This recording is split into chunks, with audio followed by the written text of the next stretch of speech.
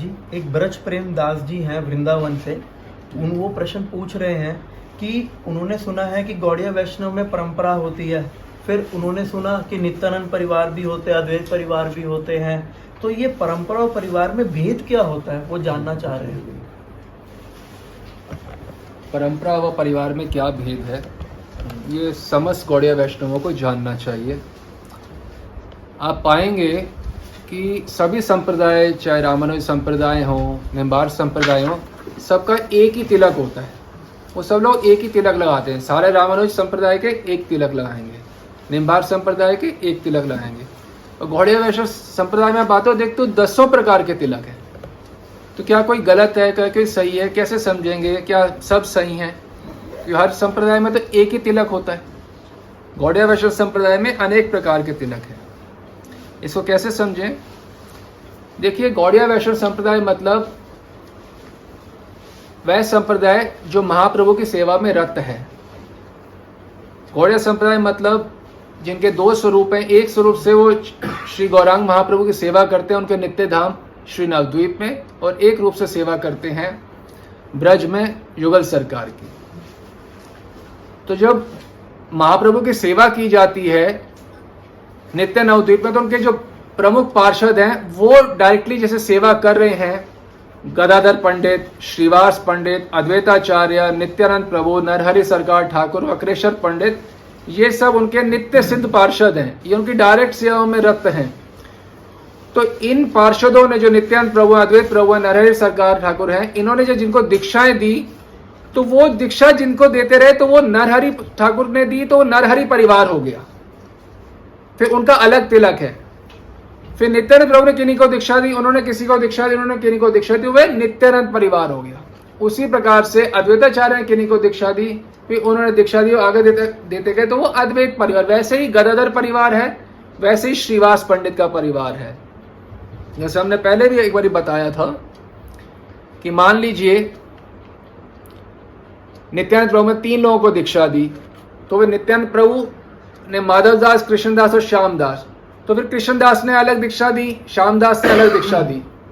तो जब वो परंपरा, जो आज तक परंपरा चल रही है 500 साल तक, तो वो नित्यानंद परिवार के अंतर्गत तो सारी परंपरा आ जाएगी, परंतु कोई श्यामदास के परिवार हो जाएगा, परिवार तो नित्यानंद प्रभु का, परंपरा जो हो जाएगी कोई श्यामदास के अंतर्गत हो जाएगी, कोई माधवदास के अंतर।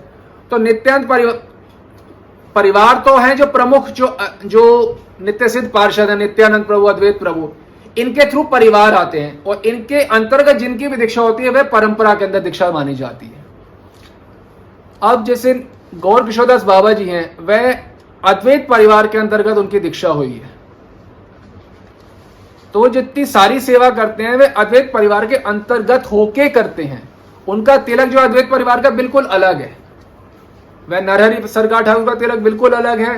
जैसे ये हमारा ग्रंथ है दिया गौड़िया वैष्णव, इसके पृष्ठ 118 में बताया गया, अलग अलग तिलक दिखाए हैं बना के।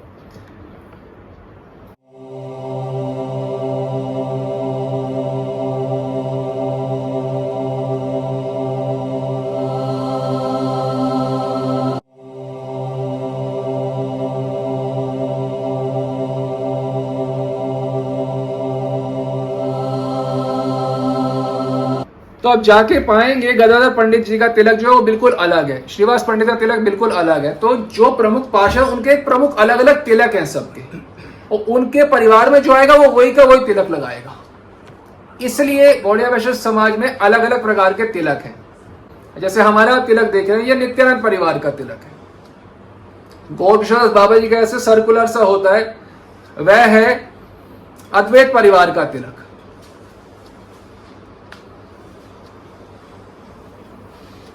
तो जो जिस परिवार से जुड़ता है उसको वो तिलक प्राप्त होता है, और तिलक जो है वो बिल्कुल ठीक है यदि अटूट परंपरा से जुड़ा हुआ आ रहा है। ऐसा नहीं है कि हमारी परंपरा में कोई एक तिलक तो ऐसा लगा रहा है, एक कोई पीला लगा रहा है, तुलसी पत्ता का लगा रहा है, एक सर्कुलर लगा रहा है, ऐसा नहीं है। जैसे गौर किशोरदास बाबा जी हैं, वह अद्वैत परिवार के हैं, जगन्नाथ दास बाबा जी हैं, वह नित्यानंद परिवार के हैं।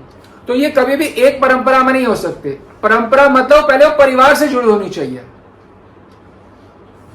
परंपरा सही है कि नहीं, उसका निर्णय सबसे पहले किया जाएगा कि आप देखें कि कौन से परिवार के अंतर्गत आती है। यदि एक परंपरा में नित्यानंद गौरकिशोरदास बाबा जी हैं, जगन्नाथ दास बाबा जी हैं, तो वो तो किसी परिवार के अंतर्गत आ ही नहीं सकती, क्योंकि गौरकिशोरदास बाबा जी अद्वैत परिवार के अंतर्गत सेवा करते हैं।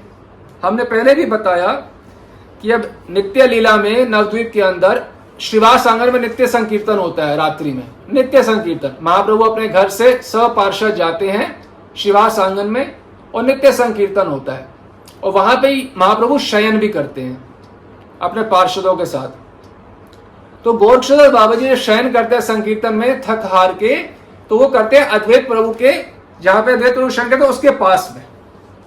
जो नरहरि सरकार ठाकुर के जो परिवार के अंदर जितने भक्त हैं वो उनके इर्द गिर्द शयन करते हैं, और नित्यानंद परिवार के अंतर्गत जैसे मान लो जगन्नाथ बाबा जी, तो नित्यानंद प्रभु के पास में वो शयन करेंगे और उठेंगे भी वहां पे। जब मंगला आरती होती है सुबह, कहां होती है मंगला आरती सुबह? नित्यानंद द्वीप में श्रीवास आंगन में ही होती है। तो श्रीवास आंगन में मंगला आरती के लिए जाते हैं, तो जैसे साधक जो हम होते हैं, पहले हम कुल्ला करते हैं, मुख पहुंचते हैं, फिर अपने गुरुदेव का कुल्ला कराते हैं, मुख पहुंचते हैं। ऐसे हम अपने कोई गुरु परंपरा के साथ जब उन्होंने कुल्ला कर लिया, मुख पहुंच लिया, तो फिर हम जैसे हम नित्यानंद परिवार के, तो हम नित्यानंद प्रभु के पास पहले जाएंगे, फिर नित्यानंद प्रभु के साथ होके हम सब इकट्ठे महाप्रभु के पास जाएंगे उनके दर्शन और उनकी सेवा के लिए। उसी जैसे हम नित्यानंद प्रभु के परिवार के, हमारे परिवार में ही जगन्नाथ दास बाबा जी भी होंगे, तो सब साथ में जाते हैं महाप्रभु के पास।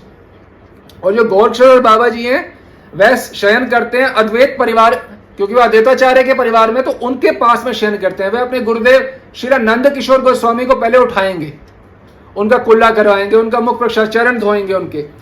तो फिर गौरकिशोर बाबा जी अपने गुरु का, फिर ऐसे अपने पूरी गुरु परंपरा जो अद्वैताचार्य जी के अंतर्गत है, वे पहले अद्वैताचार्य जी के पास जाएंगे, उनको प्रणाम करेंगे, उनको जगाएंगे। फिर अद्वैताचार्य जी के साथ पूरी गुरु परंपरा, सारे अद्वैताचार्य के परंपरा के इंक्लूडिंग गौरकिशोर बाबा इकट्ठे जाएंगे महाप्रभु के बाद। फिर सारा झुंड आएगा नित्यानंद प्रभु का महाप्रभु के बाद, नरहरि सरकार ठाकुर का उनके पास, महाप्रभु सभी नित्य सिद्ध पार्षद जो वक्रेश्वर पंडित, वो पूरे जो परंपरा है पहले अपने प्रमुख आचार्य जो उनके नित्य सिद्ध पाठ जिनके अंतर्गत है उनके पास जाती है। तो परंपरा और परिवार में भेद मालूम होना बहुत जरूरी है। हम किसी प्रमाणिक परंपरा में हैं या नहीं, ये जानने के लिए पहले ये जानना पड़ेगा हम किसी प्रमाणिक परिवार में भी हैं कि नहीं। यदि परिवार एक नहीं है तो परंपरा निश्चित रूप से अप्रमाणिक है। और जो प्रमाणिक परंपरा होती है उसमें सभी के सभी भक्त सफेद वस्त्र डालते हैं, सैफरन क्लॉथ कोई भी नहीं डालता। रंगीन कपड़े जो होते हैं वो केवल दो जन डालते हैं नित्य नवद्वीप में। एक है गौरांग महाप्रभु जो कि पीतांबर डालते हैं, और एक है नित्यानंद प्रभु जो कि नीलांबर डालते हैं। बाकी सारे पार्षद, चाहे वो गदाधर पंडित हो, श्रीवास पंडित हो, जितने भी जगन्नाथ दास बाबा जी हो, गौरकिशोर दास बाबा जी हो, जितने भी पार्षद, जितने भी सब भक्त हैं, सब लोग सफेद वस्त्र डालते हैं। तो सैफरन क्लॉथ जो है प्रमाणिक परंपरा में, प्रमाणिक परिवारों में होता ही नहीं है। और कैसे पता चले कि परंपरा प्रमाणिक है कि नहीं? ऐसा नहीं है कि परंपरा के अंदर किसी ने जनेऊ डाला हुआ है, किसी ने लाल वस्त्र डाला हुआ है, किसी ने जनेऊ नहीं डाला, किसी ने गोल तिलक लगाया, किसी की सिद्ध प्रणाली हुई है, किसी की नहीं हुई है। ये सब इकट्ठा करके ये कोई परंपरा नहीं है। गौरकिशोर दास बाबा जी हैं, उनके गुरुदेव ने सिद्ध प्रणाली दिया। जगन्नाथ दास बाबा जी महाराज, उनको उनके गुरुदेव ने सिद्ध प्रणाली दिया, उन्होंने आगे सिद्ध प्रणाली दिया। भक्तिविनोद ठाकुर ने अपने पुत्र तक को सिद्ध प्रणाली दिया। तो इस प्रकार से सारी परंपराओं में जितने भी हैं सिद्ध प्रणाली देते हुए आ रहे हैं, और ये षड गोस्वामी के समय से चल रहा है। गोपाल भट्ट गोस्वामी ने श्रीनिवास आचार्य जी को सिद्ध प्रणाली दिया। ये प्रेम विलास ग्रंथ में आप पढ़ सकते हैं। प्रमाणिक परंपरा मतलब वही पथ, वही चीजें पालन हो रही हैं जो अनादिकाल से हो रही हैं। जैसे कि हमारे गुरुदेव हैं शिलानंदास बाबा जी, उनके गुरुदेव श्री कुंज विहारदास बाबा जी, ऐसे हमारे को हमारे सारे गुरुवर का नाम पता है नित्यानंद प्रभु तक। तो इससे पता चलता है हम नित्यानंद परिवार के अंतर्गत हैं। तो यदि गौरकिशोर बाबा जी महाराज हैं, अगर हम उनकी परंपरा में हैं, तो हमें सारे नाम पता होने चाहिए महाप्रभु तक के। कैसे पता चलेंगे? अद्वैताचार्य की परंपरा में है तो गोरक्षदास बाबा जी का अगर कोई शिष्य कहते हैं कि हम उनके शिष्य हैं, तो उनके गुरुदेव का नाम क्या है, आपको वो भी नहीं पता। उनके गुरुदेव कौन है? गोरक्षदास बाबा जी गुरुदेव कौन है नहीं पता, उनके गुरुदेव के गुरुदेव कौन है वो भी नहीं पता, उनके गुरुदेव कौन है वो भी नहीं पता। तो वो जब सब पता होंगे तो आप अद्वैत परिवार में हैं। ऐसा नहीं है कि हम गोरक्षदास बाबा जी महाराज के से दीक्षित हैं और हम फोटो लगा रहे हैं नित्यानंद परिवार में जगन्नाथ बाबा जी के, भक्तिन ठाकुर। ये कोई परंपरा नहीं है अद्वैत परिवार की। यानी नित्यानंद परिवार के अंदर अद्वैत गोरक्षदास बाबा जी नहीं हो सकते और गोरक्षदास बाबा जी की परंपरा में जगन्नाथ दास बाबा जी नहीं हो सकते। ये अलग परंपराएं हैं, अलग परिवार हैं। फेमस सिद्ध संतों को लेके इकट्ठा करके बोनाफाइड परंपरा या बोनाफाइड परिवार नहीं होता।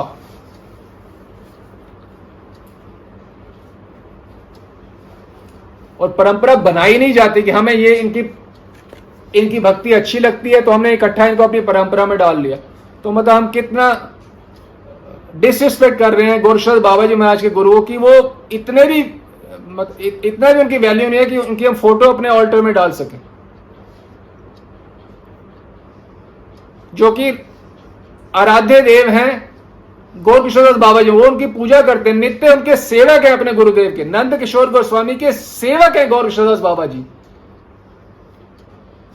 उनके नित्य गुरु हैं। धाम में भी उनका नाम भी नहीं पता इस्कॉन गौड़िया मठ में किसी को कि गोरक्षदास बाबा जी गुरु कौन है। प्रामाणिकता तो खैर प्रश्न ही नहीं उठता।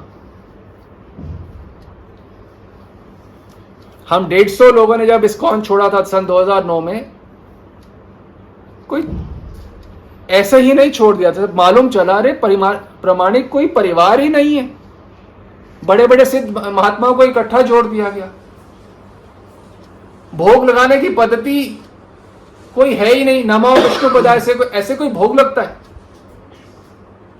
भोग तो बीज मंत्रों द्वारा लगता है, विधि विधान से भोग लगता है। पहले 3 प्रभु को भोग लगता है, उनके बाद उनका प्रसादी दिया जाता है गदाधर श्रीवास पंडित को, फिर गोस्वामी वर को। ऐसा नमो नमो महावदेना बोलो और किसी को भी भोग लगा दो। हमें जो पता है प्रामाणिक भोग कैसे लगता है, प्रामाणिक परिवार क्या होता है, प्रामाणिक परंपरा के, तभी तो हम सब लोगों ने इस्कॉन छोड़ के या राधा कुंड में आश्रय स्वीकार किया था। परंपरा और परिवार में भेद जानना अति आवश्यक है। यही हमारा सिद्धि के उपरांत नित्य नवद्वीप में मार्ग प्रदर्शित करता है। तो सर्वप्रथम यह जानिए कि जिस परंपरा से हम जुड़े हैं वह प्रामाणिक परिवार में है या नहीं। यदि परिवार ही एक नहीं तो प्रामाणिक परंपरा होने का तो प्रश्न ही नहीं उठता।